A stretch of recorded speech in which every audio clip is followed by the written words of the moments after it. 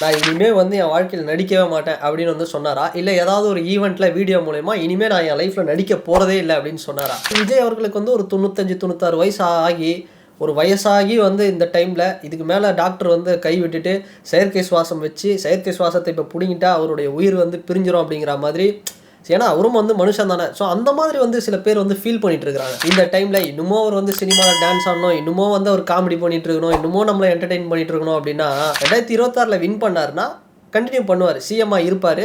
இல்லை ஒரு டெப்டி சிஎம்மாக ஏதாவது ஒரு கட்சி கூட கூட்டணி வச்சு ஒரு டெப்டி சிஎம்மாக இருப்பாரே தவிர one last time, one last dance அப்படிங்கிற மாதிரி, ஒன் லாஸ்ட் செலிப்ரேஷன் அப்படிங்கிற மாதிரி ரொம்ப வந்து ஒரு சோகத்தில் இருக்கிறாங்க. தளபதி விஜய் அவர்கள் 69வது படத்தோட வந்து சினிமாவிலேருந்து விலகி ஃபுல் டைமாக அரசியலுக்கு போகிறேன் அப்படின்னு சொல்லியிருக்காரு. இப்போ பார்த்தோம் அப்படின்னா தளபதி விஜய் ஃபேன்ஸு ரொம்ப வந்து சோகத்தில் இருக்கிறாங்க. One last time, one last dance அப்படிங்கிற மாதிரி, ஒன் லாஸ்ட் செலிப்ரேஷன் அப்படிங்கிற மாதிரி ரொம்ப வந்து ஒரு சோகத்தில் இருக்கிறாங்க. நான் என்ன சொல்கிறேன் அப்படின்னா, ஏதாவது ஒரு இடத்துல தளபதி விஜய் அவர்கள் வெள்ளை பேப்பர் எடுத்து நான் இனிமேல் வந்து என் வாழ்க்கையில் நடிக்கவே மாட்டேன் அப்படின்னு வந்து சொன்னாரா, இல்லை ஏதாவது ஒரு ஈவெண்ட்டில் வீடியோ மூலயமா இனிமேல் நான் என் லைஃப்பில் நடிக்க போகிறதே இல்லை அப்படின்னு சொன்னாரா? கண்டிப்பாக ஒரு விஷயம் வந்து சொல்லணும் அப்படின்னா, சப்போஸ் 2026 எலெக்ஷனில் தளபதி விஜய் அவர்கள் தோத்தார் அப்படின்னா கண்டிப்பாக அவர் திரும்ப நடிக்க வருவார். இதுதான் வந்து நேச்சர். இப்படி தான் வந்து இதுக்கு முன்னாடி அரசியலுக்கு வந்த எல்லா தலைவர்களும், அதாவது சினிமாலேருந்து வந்த அரசியலுக்கு வந்த தலைவர்கள்லாம் வந்து இப்படி தான் வந்து இருக்காங்க, நடிகர்கள் எல்லாருமே.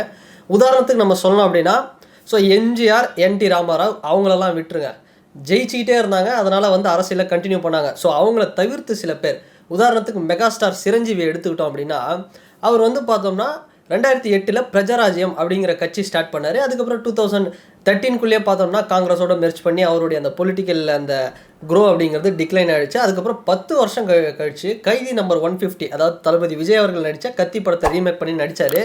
அப்போ அவருக்கு என்ன மாஸ் இருந்ததோ 2008 அதே மாஸ் வந்து 10 வருஷம் கழித்து வந்து அவருக்கு அதே மாஸ் வந்து இருந்தது, அதே ஓப்பனிங் இருந்தது, வேறு லெவலில் செலிப்ரேஷன் இருந்தது. மனுஷனும் பார்த்தோம் அப்படின்னா சும்மா யூத் மாதிரி அப்பவும் வந்து டான்ஸ் வேறு லெவலில் ஆடிட்டு இருந்தார். இன்னொரு விஷயம் பார்த்தோம் அப்படின்னா, பவன் கல்யாண் 2014 ஜனசேனா அப்படிங்கிற பார்ட்டியை ஸ்டார்ட் பண்ணார். அந்த பார்ட்டியை ஸ்டார்ட் பண்ணதுக்கப்புறம் அப்பப்போ கொஞ்சம் கேப் எடுப்பார், படம் நடிப்பார், கேப் எடுப்பார், படம் நடிப்பார். எலெக்ஷன் டைமில் கம்ப்ளீட்டாக வந்து ஒரு ரெஸ்ட்டு, ஃபுல்லாக பிரச்சாரம் பண்ணுறது, இப்படி போவார், திரும்ப வந்து படம் நடிப்பார். இப்போவும் பார்த்தோம் அப்படின்னா டெப்டி சிஎம் ஆகிட்டார். டெப்டி சிஎம் ஆனதுக்கப்புறமும் ஷூட்டிங் வந்து போயிட்டுருக்கிறாரு, ஒரு சைடில் அதையும் வந்து பண்ணிகிட்ருக்கிறாரு. ஸோ இதையும் வந்து நம்ம நோட் பண்ணிக்கணும். ஸோ இன்னொரு விஷயம் பார்த்தோம் அப்படின்னா, கமல்ஹாசன் அவர் வந்து 2018 மக்கள் நீதி மய்யம் கட்சியை ஓப்பன் பண்ணார். அதுக்கப்புறம் இந்த எலெக்ஷன் டைம்லலாம் கொஞ்சம் கேப் எடுப்பார், கொஞ்சம் சினிமாலேருந்து ரெஸ்ட் எடுப்பார், திரும்ப வந்து நடிப்பார், இப்படியே போவார் வருவார். ஆனால் இந்த நடிகர்கள் எல்லாம் பார்த்தோம் அப்படின்னா சக்ஸஸும் இருந்துச்சு பாலிடிக்ஸில்.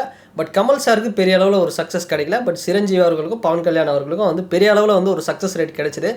இருந்தாலும் பார்த்தோம்னா சினிமாவும் ஒரு பக்கம், அவங்க ஒரு லாங் கேப் எடுத்தாலும் திரும்ப வந்து சினிமாவுக்கு வந்தாங்க. ஸோ இதே சேம் ஒரு தியரி தான் விஜய் சாருக்கும். பார்த்தோம் அப்படின்னா 2026 அப்படிங்கிறதுல ஒரு வேளை அவர் தோத்துட்டார் அப்படின்னா கண்டிப்பாக வந்து திரும்ப நடிக்க வருவார். இது 100% நடந்தே தீரும்.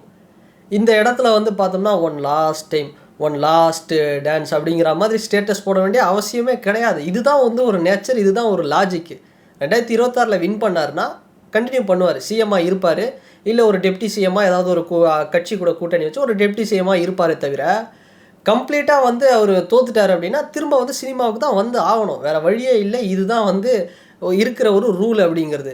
ஸோ இந்த டைமில் பார்த்தோம் அப்படின்னா ஒரு மனுஷன் எல்லாத்தையும் விட்டுட்டு ஒரு சூப்பர் ஸ்டார், அவ்வளோ பெரிய சேலரி வருது, ஒரு சூப்பர் ஸ்டார் ரேஸில் இருக்கிறாரு, பெரிய அளவில் ஃபேன் பேஸ் இருக்குது, இது எல்லாத்தையும் வந்து விட்டுட்டு அரசியலுக்கு போகிறாரு அப்படின்னும் போது விஜய் சார் ஃபேன்ஸ் நீங்களும் சரி, இல்லை மற்ற நடிகர்கள், ஒட்டுமொத்த தமிழ்நாடும் நம்ம தான் வந்து என்ன பண்ணணும் அப்படின்னா அவரை வந்து ஒரு என்கரேஜ் பண்ணி, ஏன்னா எல்லாத்தையும் விட்டுட்டு அந்த மனுஷன் போகிறாரு அப்படிங்கும் போது ஒரு ஆட்சி மாற்றம் அப்படிங்கிறது கண்டிப்பாக தேவைப்படுது இருக்குது.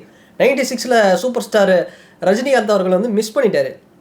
ஸோ ஒரு கோல்டன் ஆப்பர்ச்சுனிட்டி வந்து போச்சு. ஆனால் இன்றைக்கி காலம் மாறி இருக்குது. 2026 ஏதோ ஒரு பெரிய ஒரு ஆட்சி மாற்றத்தை ஏற்படுத்துகிற அளவுக்கு தளபதி விஜய் அவர்களுக்கு ஒரு சூழல் இருக்குது. ஸோ இந்த டைமில் ஒரு தளபதி விஜய் ஃபேனோ தலைவா படத்துலேருந்து இன்றைக்கு வரைக்குமே எப்பயாவது ஒரு காலம் வந்து அவர் அரசியல் வருவார், அவருக்கு பெரிய அளவில் சப்போர்ட் பண்ணுவோம் அப்படின்னு இதற்குத்தானே ஆசைப்பட்ட பாலகுமாரான்ற மாதிரி வெயிட் பண்ணிட்டு இருந்த டைமில், ஸோ அப்படி ஒரு தளபதி விஜய் ஃபேன்ஸும் அவர் வந்து அரசியலுக்கு வரணும் அப்படிங்கிற மாதிரி ஒரு ஆசை அப்படிங்கிறது இருக்குது. அவர் வந்து ஒரு சீஃப் மினிஸ்டர் ஆகணுங்கிறத எல்லாருமே எதிர்பார்த்தாங்க.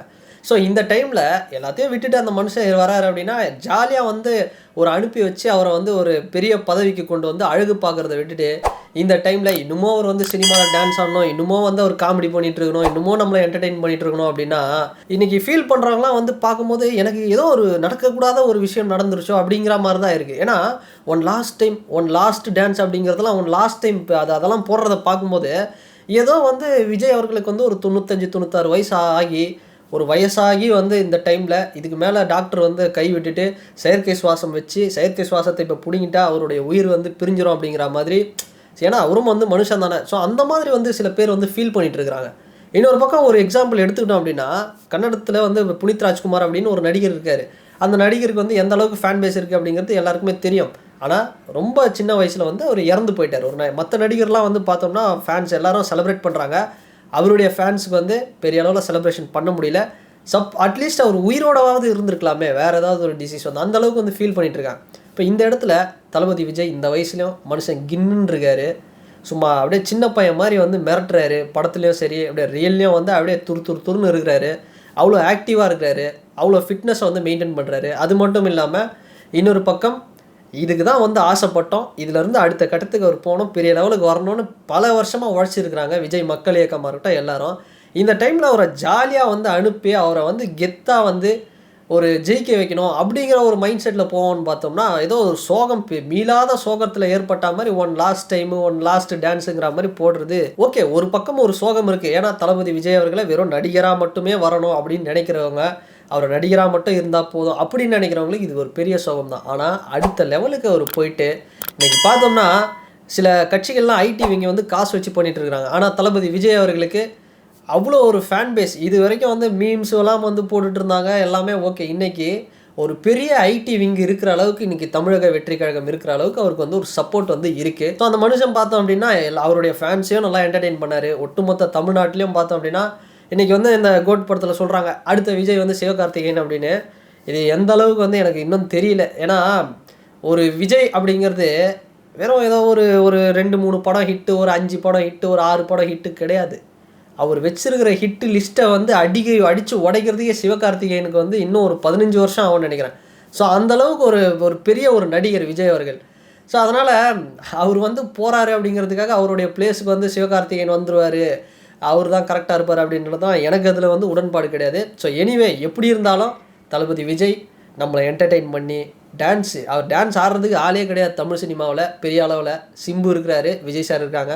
சிம்புவும் வந்து பெரிய அளவில் வந்து இப்போ டான்ஸ் ஆடுறதில்ல, விஜய் சார் தான் எவ்வளோ டான்ஸ் ஆட முடியுமோ, எவ்வளோ பாட முடியுமோ, எவ்வளோ காமெடி நிறைய விஷயங்கள் நமக்காக வந்து பண்ணிட்டாரு. ஸோ இப்போ அடுத்த கட்டத்துக்கு போகிறாரு அப்படின்னா அவர் வந்து ஜாலியாக ஒரு கெத்தாக ஒரு தலைவனுக்கு பின்னாடி நின்று சப்போர்ட் பண்ணுற அளவுக்கு இன்றைக்கி எல்லா ஃபேன்ஸும் வந்து அவருக்கு வந்து சப்போர்ட் பண்ணுறாங்க. இன்றைக்கி பல கட்சியிலேருந்து வந்து அவருக்கு வந்து சப்போர்ட் அப்படிங்கிறது கிடைக்குது. ஸோ அது மாதிரி இருக்கிற டைமில் லாஸ்ட் டைம் இந்த சோகம் அப்படிங்கிறது தேவையில்லை அப்படிங்கிறதுக்காக தான் இந்த வீடியோ அப்படிங்கிறது. அண்ட் ஃபைனலி திரும்ப ஒரு விஷயத்தை ஸ்ட்ராங்காக இந்த வீடியோவில் சொல்லணும் அப்படின்னா 2026 எலெக்ஷனில் தளபதி விஜய் அவர்கள் வின் பண்ணார் அப்படின்னா கண்டிப்பாக ஒரு அரசியல்வாதியாக அவர் வந்து கண்டினியூ பண்ணுவார். இல்லை தோத்துட்டார் அப்படின்னா திரும்ப கண்டிப்பாக அவர் வந்து ஒரு நடிகராக அவர் வந்து அவருடைய வேலையை வந்து கண்டினியூ பண்ணுவார். ஸோ இதுதான் நேச்சர். இதுக்காக தான் நிறைய விஷயங்கள் இதுக்கு முன்னாடி நடிகர்கள்லாம் எப்படி வந்து பர்ஃபார்ம் பண்ணியிருந்தாங்க அரசியல் சினிமா அப்படிங்கிற ஒரு விஷயத்தில் அப்படிங்கிறத வந்து சொல்லியிருக்கிறேன். அண்ட் இந்த வீடியோ பற்றின உங்களுடைய கருத்து என்ன அப்படிங்கிறத இந்த கமெண்ட் செக்ஷனில் மறக்காமல் பதிவிடுங்க. அண்ட் வேறு ஒரு வீடியோவில் வேறு ஒரு கண்டென்ட்டில் நான் உங்களை பார்க்குறேன். பாய்.